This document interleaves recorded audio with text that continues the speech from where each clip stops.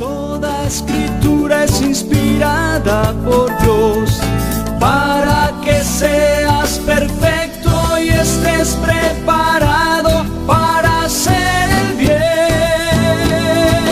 Vívela, conócela, hazla parte de tu oración.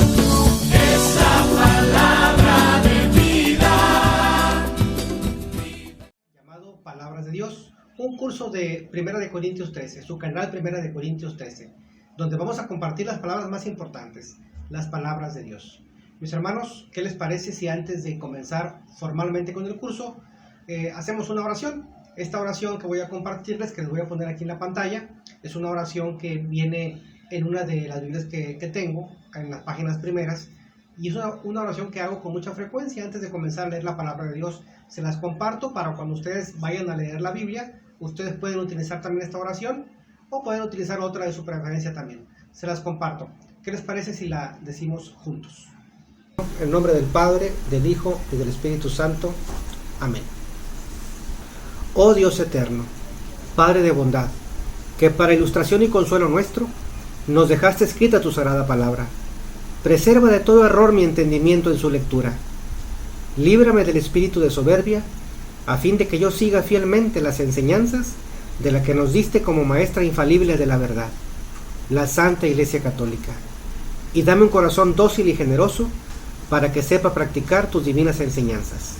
Te lo suplico por los méritos del que es nuestro camino, nuestra verdad y nuestra vida, Jesucristo, tu único Hijo y Señor nuestro, en quien están escondidos todos los tesoros de la sabiduría y de la gracia, el que contigo y el Espíritu Santo vive y reina, Dios, por todos los siglos de los siglos. Amén. Felicidades por haber estudiado la sesión 0 y la sesión 1. Muchas felicidades. Ahora, antes de iniciar la sesión 2, revisemos lo aprendido.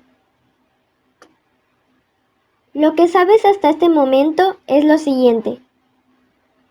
La palabra Biblia viene del griego y significa los libros o conjunto de libros. La Biblia es la palabra de Dios. Es para nosotros como una carta de amor de Papá Dios para ti y para mí. Otros nombres para referirnos también a la Biblia son Sagrada Escritura, Sagradas Escrituras, Escrituras Santas, libros inspirados y sagradas letras. La Biblia se divide en dos grandes partes, Antiguo Testamento y Nuevo Testamento. La palabra testamento viene del griego y significa alianza. Por ello, también podemos decir Antiguo Testamento o Antigua Alianza, Nuevo Testamento o Nueva Alianza. La Biblia, más que un libro, es una persona. Esta persona es Jesucristo. El santo patrono de los biblistas, de los que estudian la Biblia, es San Jerónimo. La Biblia católica tiene 73 libros, 46 libros en el Antiguo Testamento y 27 libros en el Nuevo Testamento. Las lenguas originales para escribir la Biblia fueron hebreo, arameo y griego. La lengua que hablaba nuestro Señor Jesucristo era el arameo.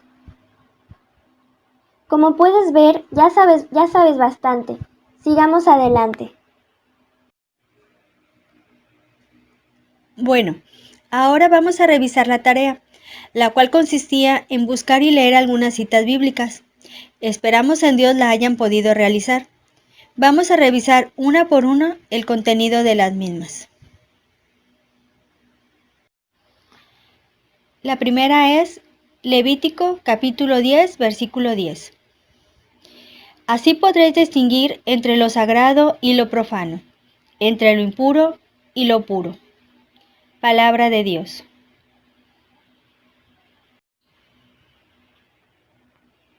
Segunda de Crónicas, capítulo 7, versículo 14.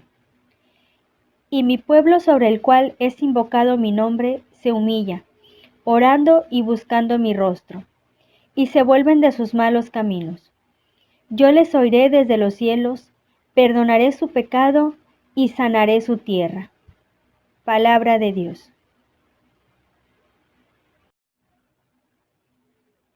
Primera de Reyes, capítulo 17, versículo 14. Porque esto dice Yahvé, Dios de Israel: el cántaro de harina no quedará vacío, la aceitera de aceite no se agotará, hasta el día en que Yahvé conceda lluvia sobre la superficie de la tierra. Palabra de Dios. Jueces, capítulo 16, versículo 30. Y gritó: muera yo con los filisteos. Apretó con todas sus fuerzas, y el edificio se derrumbó sobre los tiranos y sobre toda la gente ahí reunida. Palabra de Dios. Isaías capítulo 1, versículo 18. Vamos a discutir esto, dice Yahvé. Aunque fuesen vuestros pecados rojos como la grana, como nieve blanquearán. Y así como rojeasen como el carmesí, como la lana quedarán. Palabra de Dios.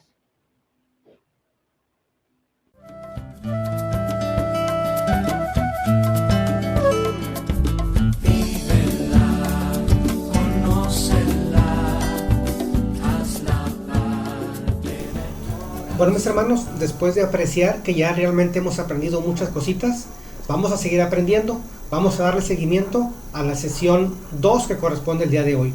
Hoy vamos a platicar un poquito acerca del origen de la Biblia. Vamos a revisar un poco porque realmente hay demasiada información. Si ustedes supieran la cantidad de audios, de videos, de libros, de copias, de material que está aquí en mi mesa, realmente es mucha la información.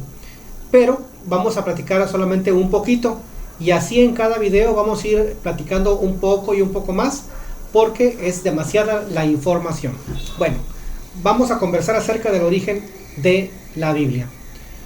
Yo quiero que nos hagamos el siguiente planteamiento.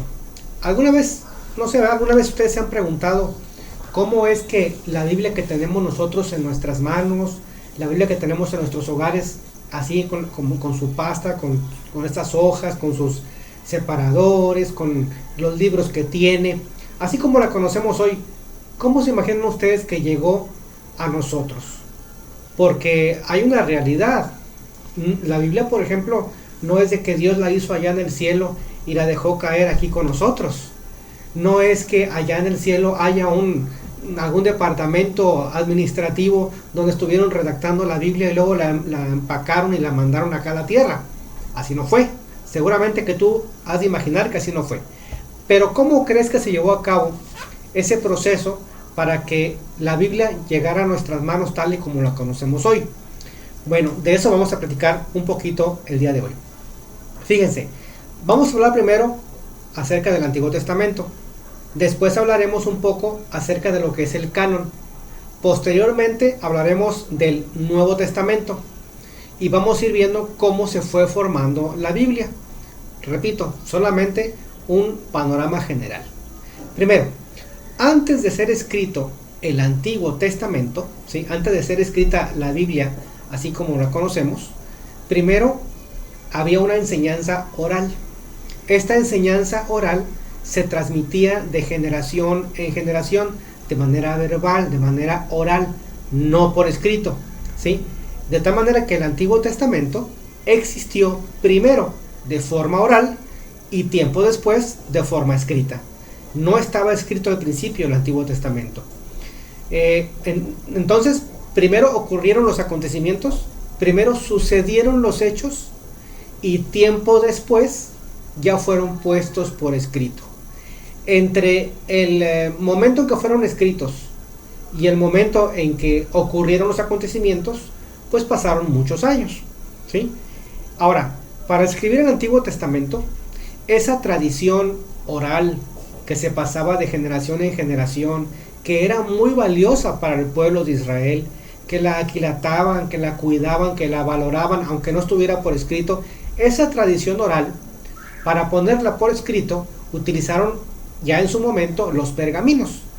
Los pergaminos son unas tiras de cuero largas, 5, 6, 7, 8 metros, qué sé yo, unas tiras de cuero que se obtenían principalmente de animales como las reses o las ovejas. Se procesaban estas tiras de cuero y después se enrollaban en unos cilindros de madera, y entonces de esa manera se tenía lo que era el pergamino, ¿sí? Así era el pergamino. Ok, ¿y cómo se escribían esos pergaminos? Se escribían a través de el uso de plumas de aves con tinta. Este proceso de poner esa tradición oral, ponerla por escrito, este proceso se llevó más o menos, así redondeando, para no confundirnos mucho, un periodo de 1000 años. Fíjense, no se llevó un día, no se llevó un mes, no se llevó un año, se llevó 1000 años. 1000 años desde que estuvieron primero transmitiendo esta enseñanza de manera oral hasta que se puso por escrito, ¿sí? Fue un proceso más o menos de 1000 años, ¿va? Bueno, ahora bien, vamos a utilizar mucho la palabra canon. ¿Qué es la palabra canon? La palabra canon viene del griego y es una palabra que significa vara, medida o regla. Pues generalmente el concepto de canon es la vara para medir la rectitud de algo, ¿sí? Es para medir la rectitud de algo. En el contexto bíblico, en los asuntos de la Biblia, la palabra canon se utiliza para referirse a la lista de los libros sagrados, la lista de los libros inspirados que forman la Biblia. Hay una lista oficial de libros inspirados, de libros que se ha determinado que son inspirados por Dios. Bueno, esa lista oficial de libros inspirados es a lo que se le llama canon. En tiempo de nuestro Señor Jesucristo, entre los judíos había dos cánones principalmente: un canon hebreo, también llamado palestinense, y un canon griego o código de Alejandría. Había dos cánones. El canon hebreo tenía 39 libros. El canon griego tenía 46 libros. Las Biblias protestantes tienen también Antiguo y Nuevo Testamento. Las Biblias protestantes, su Antiguo Testamento tiene 39 libros, porque las Biblias protestantes se basan en el canon hebreo.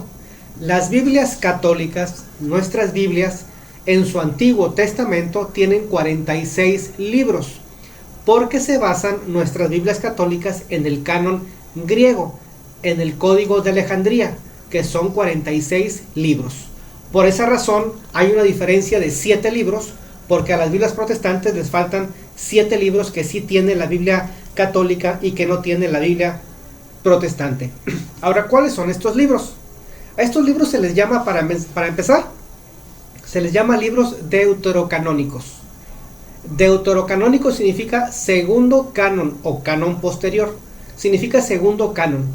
De tal manera que estos libros deuterocanónicos no están en las Biblias protestantes, pero sí están en las Biblias católicas. Estos libros deuterocanónicos, algunos, principalmente los protestantes, les llaman libros apócrifos, lo cual es un término incorrecto, porque el término apócrifo generalmente lo utilizan para hacer referencia a cosas ocultas, a cosas falsas, entonces es una connotación negativa. El término correcto es un término deuterocanónico. Bueno, ¿cuáles son estos 7 libros deuterocanónicos? Se los voy a decir. Es Tobías, Judith, Baruch, Eclesiástico o Sirácides, Macabeos 1, Macabeos 2 y Sabiduría. Son esos 7 libros. Estos 7 libros no están en las Biblias protestantes. De tal manera que si ustedes toman una Biblia protestante y buscan el libro de los Macabeos, no lo van a encontrar. Si agarran una Biblia católica, ahí sí van a estar el libro de los Macabeos, por ejemplo, ¿no? Bueno, hablemos un poquito del canon griego, que es en el cual están basadas nuestras Biblias católicas, ¿sí? En ese tiempo de nuestro Señor Jesucristo había muchos judíos que utilizaban el canon griego. No era que uno que otro lo estuviera utilizando. Acuérdense que canon es una lista oficial de libros inspirados. Cuando decimos canon griego, hablamos de una lista oficial, ¿sí?, de libros inspirados. Entonces, en aquel tiempo había muchos judíos, muchos que utilizaban el canon griego. Los primeros cristianos utilizaban el canon griego. Los primeros padres de la iglesia utilizaban el canon griego. Los apóstoles también utilizaban el canon griego. A este canon griego también se le llama la Biblia de los 70. ¿Y por qué se le llama la Biblia de los 70? Bueno, miren, se le llama la Biblia de los 70 a la Septuaginta porque para su elaboración fueron convocados 72 sabios. Al parecer fueron 6 sabios por cada tribu de Israel. Si eran 12 tribus, entonces 6 por 12 son 72 sabios. No sé en qué momento o por qué, ya para nombrarla utilizaron el término 70, si fue hecha por 72 sabios. Pero sí se le conoce como la Biblia de los 70 y esa es la razón. También se le conoce como Código de Alejandría. ¿Por qué se le conoce como Código de Alejandría? Porque fue hecha en una ciudad que se llama Alejandría. Para los que no saben, déjenme ponerlos en contexto acerca de esta ciudad y de su importancia. Pues resulta que 300 años antes de nuestro Señor Jesucristo, un personaje que se llama Alejandro Magno, griego, macedonio, tenía sed de grandeza, ganas de conquistar el mundo, de expandir el imperio, y entonces él levantó una ciudad en Egipto que se llama Alejandría. Le puso Alejandría en honor a ¿quién creen? Pues a él mismo, Alejandro Magno. Por eso se llama ciudad de Alejandría, porque se le puso en su nombre en honor a Alejandro Magno. Bueno, más tarde, algunos de sus sucesores fundan ahí en Alejandría la biblioteca más importante, más prestigiosa de toda la Grecia antigua y del mundo conocido entonces, que es la Biblioteca de Alejandría, que por cierto en esa ciudad vivían muchos judíos, en esa ciudad de Alejandría. De tal manera que se convierte Alejandría, con su biblioteca, en el centro de difusión del conocimiento y del saber más importante del mundo, ¿sí?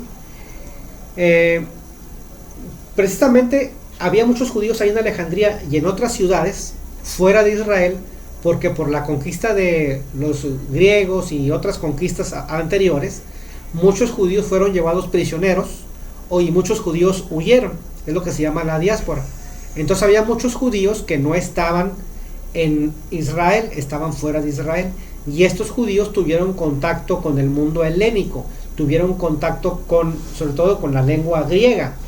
Cuando estos judíos llegan después otra vez a Israel, regresan a su patria, pues la novedad es que la mayoría de los judíos ya no habla el hebreo, sino que ahora hablan lo que es el griego. Bendita providencia que existía entonces lo que es la Biblia de los 70, la Septuaginta, que estaba traducida al griego. Es el Antiguo Testamento hebreo traducido al griego. Y esta Biblia, la Septuaginta, sí contenía los 7 libros deuterocanónicos que no tenía la Biblia hebrea. Esta Septuaginta la utilizaron los apóstoles, la utilizaban los primeros cristianos, la utilizaron los primeros padres de la iglesia. El 90% de las veces que San Pablo hace referencia al Antiguo Testamento, lo hace el Antiguo Testamento griego. Hay palabras que nosotros, los católicos y también los protestantes, usan del griego sin ningún problema. Por ejemplo, la palabra Cristo, y nadie tiene ninguna dificultad en utilizar la palabra Cristo, siendo que Cristo es una palabra que traduce la palabra Mesías, que es en hebreo, la palabra Mesías, la traduce por Cristo en la Septuaginta. Y no hay ningún problema en utilizarla, ni los protestantes ni nosotros, por supuesto. Y así hay una serie de palabras que las utilizamos sin darnos cuenta y están en la Septuaginta. Bueno, ya hablamos del Nuevo Testamento, del Antiguo Testamento, ya hablamos un poquito acerca del canon, hablemos ahora del Nuevo Testamento. ¿Cómo se formó el Nuevo Testamento? Primero, ¿qué es el Nuevo Testamento? El Nuevo Testamento es, para empezar, la segunda parte de la Biblia. Acuérdense que se dividía en Antiguo y Nuevo Testamento. El Nuevo Testamento es el relato de la vida, los acontecimientos, las enseñanzas de nuestro Señor Jesucristo. Eso es lo que es el Nuevo Testamento.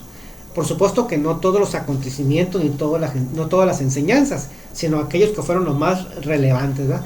experiencias, acontecimientos, enseñanzas de nuestro Señor Jesucristo y también acontecimientos de la iglesia primitiva. Eso es lo que forma el Nuevo Testamento, ¿verdad? Cosas acerca de Cristo y cosas acerca de la iglesia primitiva, de la iglesia naciente, cómo se iban formando comunidades, cómo se iban dejando presbíteros, cómo se iban dejando una estructura, se iban dejando obispos, etcétera. Eso se habla, eso se narra en el Nuevo Testamento. Bueno, ustedes saben que nuestro Señor Jesucristo vino hace 2000 años. Cuando Él vino a una misión, pero esa misión era hablarle a todo mundo acerca de la buena noticia, ¿verdad? Que el Mesías esperado ya había llegado y todo el que creyera en Él se iba a salvar, etc. Bueno, pero nuestro Señor Jesucristo solamente estuvo 3 años aquí en la tierra, del año 30 al año 33. Después que Él ya padece, muere, resucita y sube al cielo, a la derecha del Padre, pues la chamba, ¿quién la iba a seguir haciendo? Pues la iglesia, por supuesto. En Mateo 16-18 nos dice cómo Cristo funda su iglesia, en la persona de Pedro y también de los apóstoles. Cuando le dice, tú eres Pedro, y sobre esta piedra edificaré mi iglesia. Y hace una serie de promesas. Lo que ates en la tierra quedará atado en el cielo, lo que desates aquí quedará desatado allá, las puertas del infierno no prevalecerán contra ella, etc. Entonces funda su iglesia, no sus iglesias. Una, la iglesia de Cristo, la iglesia que Cristo fundó es una. Bueno, esta iglesia que Cristo fundó iba a darle seguimiento a la misión de Cristo, porque había que hablarle a todas las gentes de todos los tiempos acerca de Cristo. Y si Cristo ya no estaba, pues esa misión le iba a seguir haciendo la iglesia. Por eso les manda a predicar, les manda a decir, vayan y prediquen a toda criatura, vayan por todo el mundo y prediquen a todas las naciones, el que cree y se bautice se salvará, etc. Por eso la iglesia es católica, es universal, le predica a todo mundo, a todas las gentes de todos los tiempos, en todas las naciones. Por eso es católica, porque es universal. Bueno, de tal manera que cuando ya Cristo no estuvo aquí en la tierra, pues la iglesia, el cristianismo, la iglesia empezó a expandirse, y entonces al principio pues no había nada escrito. ¿Se acuerdan del Antiguo Testamento? El Antiguo Testamento al principio había solamente una tradición oral, no había nada escrito. Pasó tiempo y después se puso por escrito. Si el Nuevo Testamento son los acontecimientos, las cosas que hizo Jesús, las cosas que dijo Jesús, etc. Por lo tanto, cuando estaba Jesús aquí, no había Nuevo Testamento, porque primero tenían que haber ocurrido los acontecimientos y después alguien tiene que escribirlos posteriormente, porque de otra manera no se puede, salvo que fuera una profecía. Pero las cosas del Nuevo Testamento prácticamente no son profecías, son narraciones de cosas que ya habían ocurrido. Por lo tanto, en tiempos de Jesús no había Nuevo Testamento, no había ningún libro del Nuevo Testamento. Entonces también, como en el Antiguo, había una tradición oral, se empezaba a enseñar, se hablaba de Cristo, se platicaba de sus enseñanzas, pero solamente de manera oral, no por escrito. Pero una vez que el cristianismo empezó a expandirse, que la iglesia empezó a crecer, que empezó a tener una estructura y demás, pues surge la necesidad de poner todas estas cosas por escrito. Y entonces empezaron a haber herejías, empezó a haber confusión, y con mayor razón, pues la iglesia dice, bueno, pues estamos viendo estos problemas, hay la necesidad de elaborar un canon. Y a partir de ese momento la iglesia se dio la tarea de elaborar un canon, porque este canon, que tan muy necesario que era, alguien lo tenía que hacer. ¿Quién lo iba a hacer el canon? ¿A una persona de por allá? ¿Un grupito de por allá? ¿Quién lo iba a hacer? Pues lo tenía que hacer la institución que tenía la autoridad para ello, la institución que Cristo había fundado, que era su iglesia, que tenía la autoridad, la responsabilidad de hacer esa labor, que es la iglesia que Cristo fundó, la iglesia católica. Pues si no había otra, no había testigos de Jehová, no había mormones, solamente había una iglesia, la iglesia católica. Bueno, pues esta iglesia es la que se pone a hacer la chamba de elaborar el canon.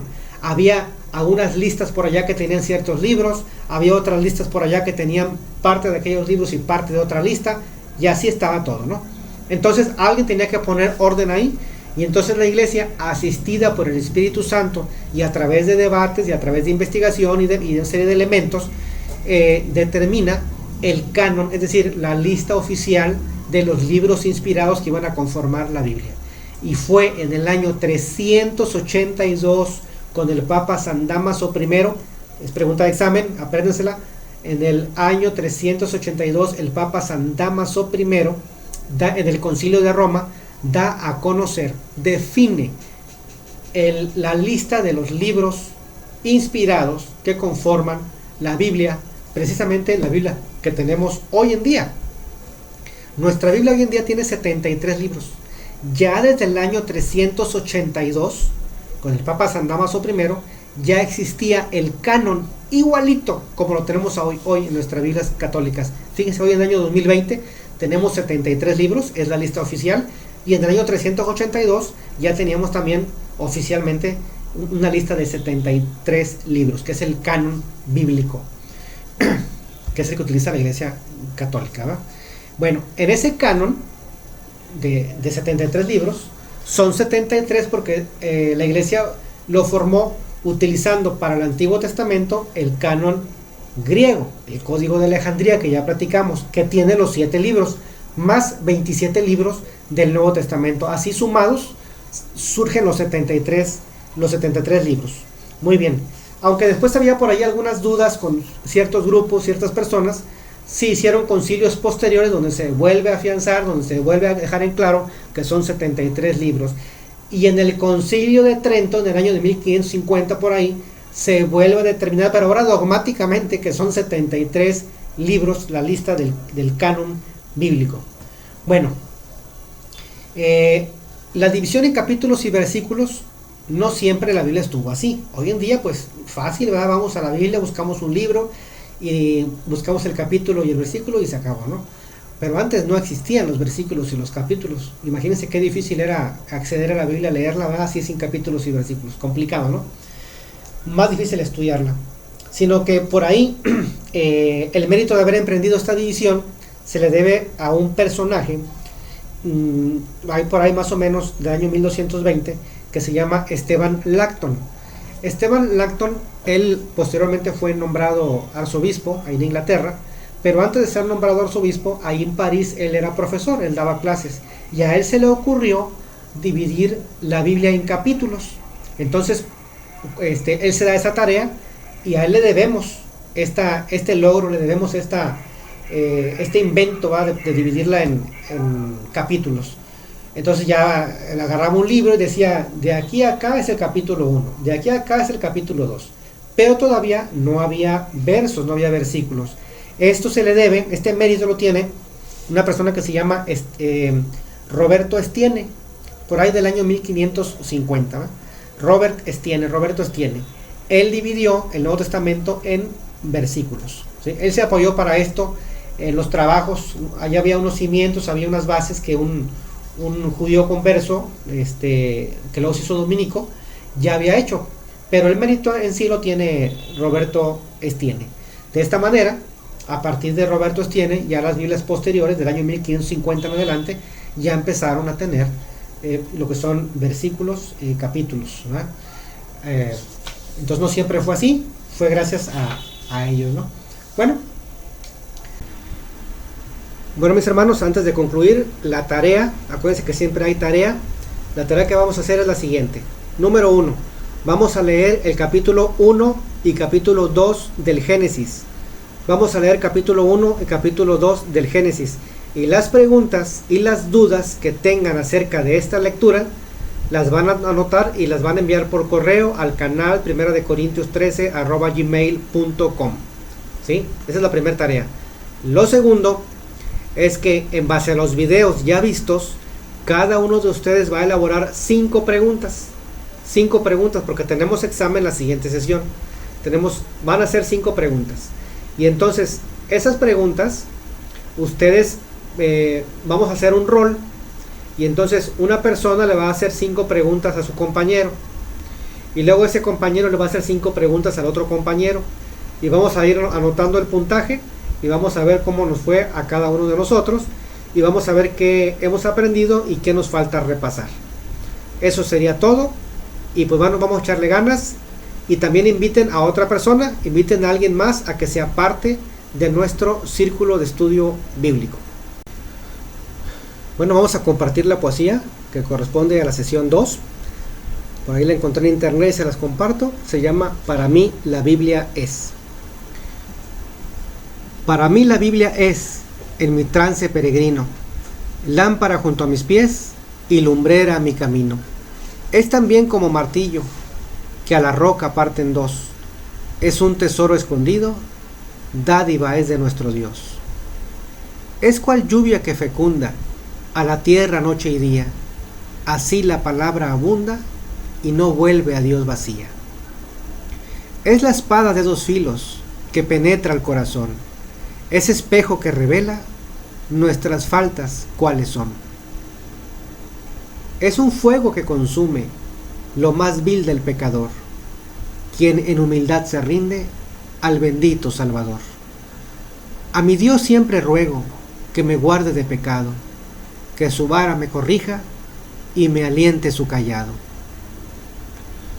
Para todo ser humano habrá galardón sagrado, quien la lea y la guarde será siempre bien premiado. Es deseable su lectura, más que el oro, más que miel. Es preciso que el hombre la conserve siendo fiel. Para mí la Biblia es, en mi trance peregrino, lámpara junto a mis pies y lumbrera en mi camino. Amén. Muchas gracias. Nos vemos la próxima. En el nombre del Padre, del Hijo y del Espíritu Santo. Amén. Para que seas perfecto y estés preparado